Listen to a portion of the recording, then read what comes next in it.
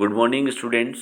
आज अपन कक्षा 9 सामाजिक विज्ञान समकालीन भारत का पार्ट फर्स्ट भारत आकार और स्थिति के बारे में अध्ययन करेंगे।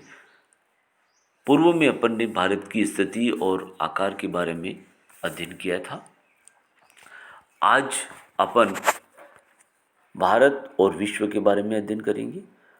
भारत एशिया महाद्वीप की पूर्व और पश्चिम के मध्य में स्थित है। भारत एशिया महाद्वीप के कहाँ पर स्थित है? पूर्व और मध्य में स्थित है। भारतीय भूभाग एशिया महाद्वीप का दक्षिण विस्तार है। हिंद महासागर जो कि पश्चिम में यूरोपीय देशों और पूर्वी एशिया देशों को मिलाता है, भारत को केंद्रीय स्थिति प्रदान करता है। दक्षिण का पठार हिंद महासागर के शीर्ष में फैला हुआ, उत्तर की ओर फैला हुआ है और पश्चिमी एशिया, अफ्रीका और यूरोप के देशों के साथ साथ पूर्वी एशिया के देशों से भी पूर्वी तट के माध्यम से निकट संबंध बनाए हुए हैं। हिंद महासागर में किसी भी देश की तटीय सीमा भारत जैसी नहीं है। भारत को इसी महत्वपूर्ण स्थिति के कारण एक महासागर का नाम इसी के नाम पर रखा है, क्योंकि भारत को हिंद महासागर तीनों ओर से पूर्व, पश्चिम और दक्षिण से घेरे हुआ है, अरब सागर और बंगाल खाड़ी के रूप में। इसलिए भारत के लिए हिंद महासागर बहुत महत्वपूर्ण है।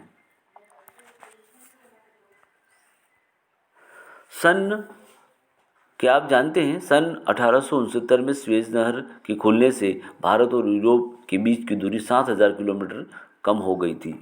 ये कैसे हुआ कि पहले स्वेज नहर के निर्माण से पहले भारत से कोई जहाज पश्चिम देशों की ओर जाता था तो उसको अफ्रीका महाद्वीप का पूरा चक्कर मार करके जाना पड़ता था। बहुत लंबा मार्ग था। इसलिए भूमध्य सागर और लाल सागर दोनों सागरों को जोड़ करके स्वेज नहर का निर्माण किया गया और जिससे कि भारत को 7000 किलोमीटर की दूरी कम हो गई पश्चिमी देशों में जाने के लिए। स्वेज नहर विश्व की सबसे बड़ी व्यापारिक नहर है और इसके बहुत महत्वपूर्ण स्थान है विश्व में।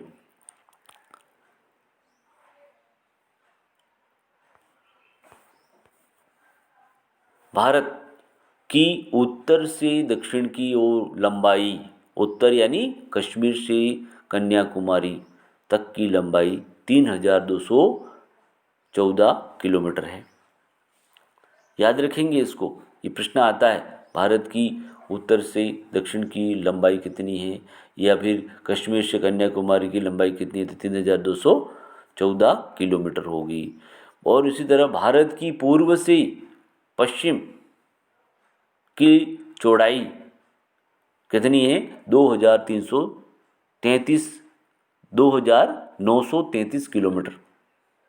इकाई ध्यान रखें, किलोमीटर, मीटर नहीं करें। 2933 किलोमीटर है। कहाँ से लेकर के? गुजरात, पश्चिम में गुजरात से लेकर पूर्व में अरुणाचल तक की चौड़ाई।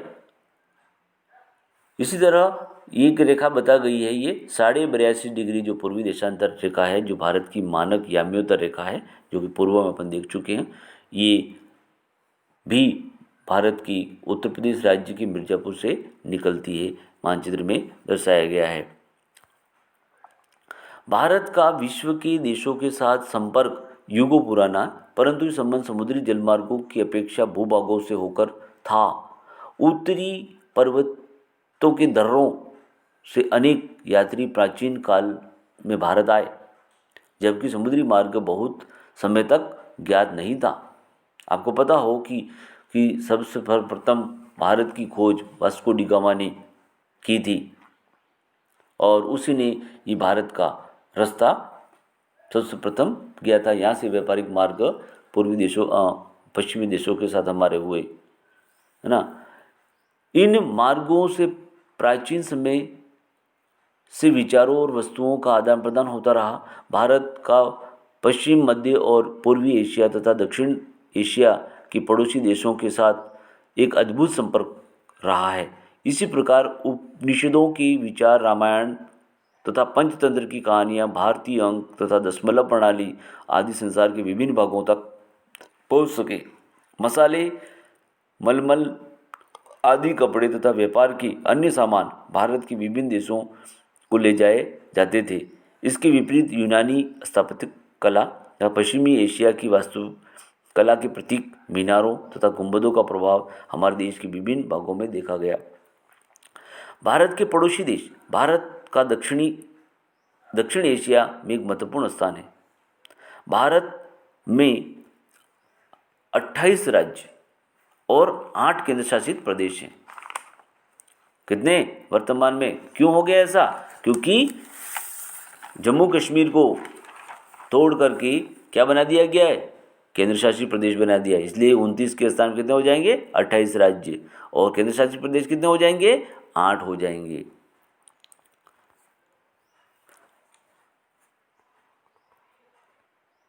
ज्ञात कीजिए, यहाँ कुछ दे रखा है, देखिए।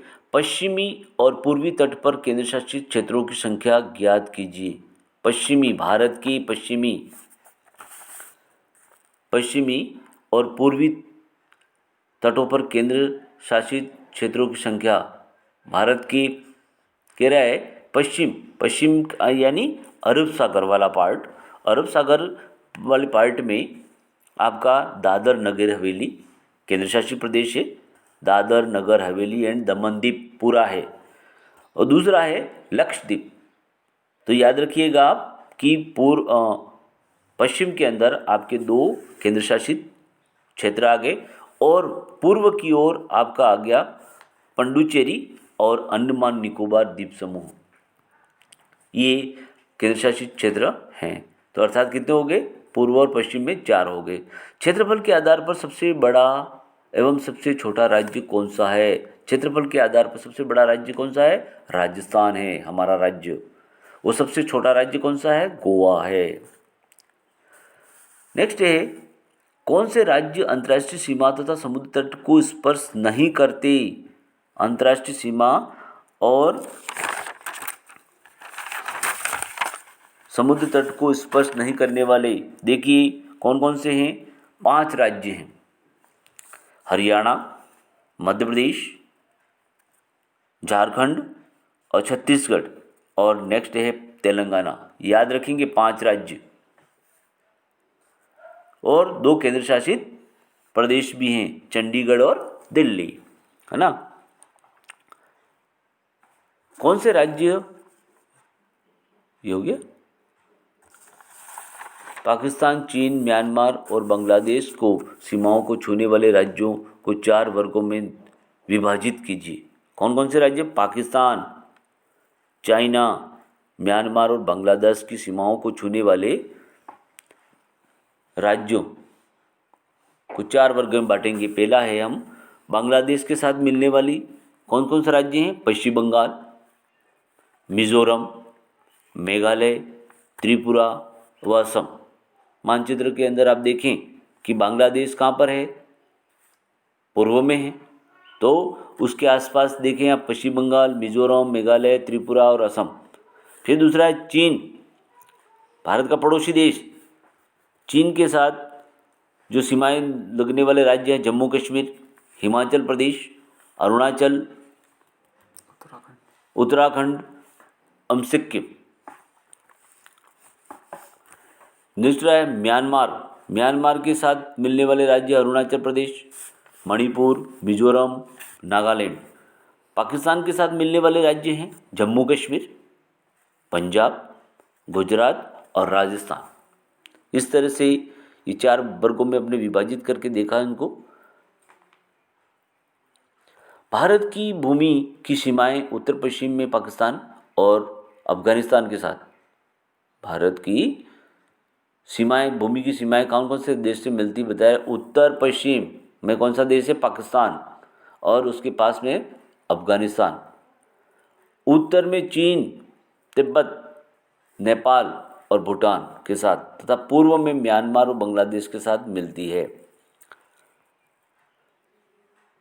क्या आप जानते हैं सन 1947 से पूर्व भारत में 2 प्रकार की राज्य थे, प्रांत और रियासत। वायसराय द्वारा नियुक्त अंग्रेज अधिकारी प्रांतों पर शासन करते थे और रियासतों का शासन स्थानीय शासकों द्वारा पृथकता के आधार पर अंग्रेजी शासकों की प्रभुसत्ता मानकर स्वायत्तता से किया जाता था।